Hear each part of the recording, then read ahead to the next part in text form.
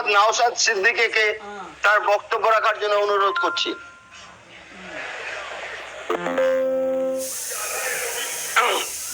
ধন্যবাদ speaker sir. আপনাকে all India secular front পার্টির পক্ষ থেকে স্বাগত জানাচ্ছি স্পিকার নির্বাচিত হওয়ার জন্য।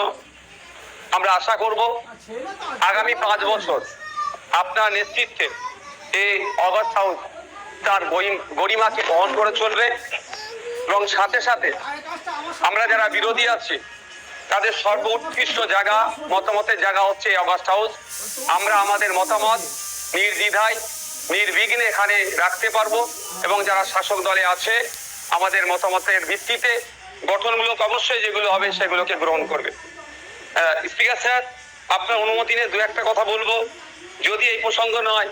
সত্যি আমি আজকে বসে খুব ফিল করছিলাম, হাসছিলাম, মনে খুব একটা ফেলে দেওয়ার নয়।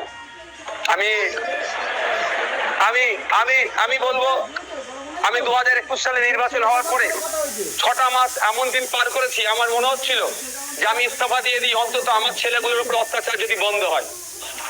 এই সময় ফিল করেছি, পার করেছি পোস্টপোল ভায়োলেন্সে 2021 সালে। আমি এতে কিন্তু বিজেপিকে দরার সার্টিফিকেট দিচ্ছি না, কিন্তু 2021 সালে যে সমস্যার সম্মুখীন আমরা হয়েছিলাম, আমাদের কর্মী খুন হয়েছিল, একাধিক বাড়িঘর লুটপাট হয়েছে, ভাঙচুর হয়েছিল, সেই অর্থে।